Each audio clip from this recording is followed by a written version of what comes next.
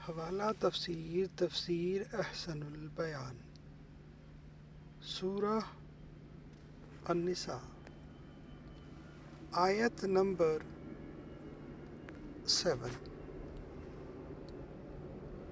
اعوذ باللہ من الشیطان الرجیم، بسم اللہ الرحمن الرحیم۔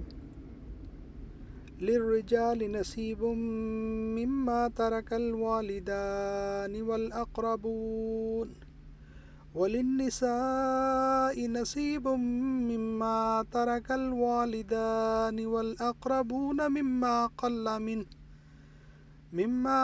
منه او کثر نصیبا مفروضا۔ للرجال مردوں کے لیے نصیب حصہ، مما اس سے جو ترکا چھوڑا، والدان ماں باپ، والاقربون اور قرابت دار، وللنساء اور عورتوں کے لیے نصیب حصہ، مما اس سے جو ترکا چھوڑا، والدان ماں باپ، والاقربون اور قرابت دار، مما اس میں سے، قلّ تھوڑا، منہ اس سے، او کثر یا زیادہ، نصیباً حصہ، مفروضا مقرر کیا ہوا۔ ماں باپ اور خویش و اقارب کے ترکہ میں مردوں کا حصہ بھی ہے اور عورتوں کا بھی۔ جو مال ماں باپ اور خویش و اقارب چھوڑ کر مریں، خواہ وہ مال کم ہو یا زیادہ، اس میں حصہ مقرر کیا ہوا ہے۔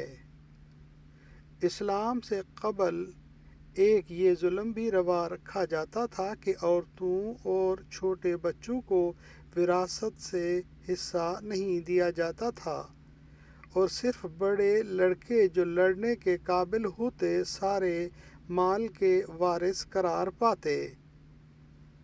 اس آیت میں اللہ تعالیٰ نے فرمایا کہ مردوں کی طرح عورتوں اور بچے بچیاں اپنے والدین اور اقارب کے مال میں حصہ دار ہوں گے، انہیں محروم نہیں کیا جائے گا۔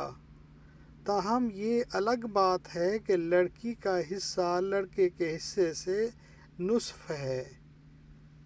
یہ عورت پر ظلم نہیں، نہ اس کا استخفاف ہے، بلکہ اسلام کا یہ قانون میراث عدل و انصاف کے تقاضوں کے عین مطابق ہے، کیونکہ عورت کو اسلام نے معاش کی ذمہ داری سے فارغ رکھا ہے اور مرد کو اس کا کفیل بنایا ہے۔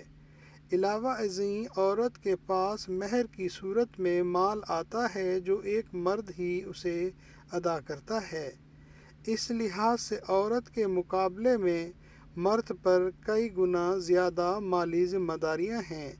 اس لیے اگر عورت کا حصہ نصف کی بجائے مرد کے برابر ہوتا تو یہ مرد پر ظلم ہوتا، لیکن اللہ تعالیٰ نے کسی پر بھی ظلم نہیں کیا ہے، کیونکہ وہ عادل بھی ہے اور حکیم بھی۔ صدق اللہ العظیم۔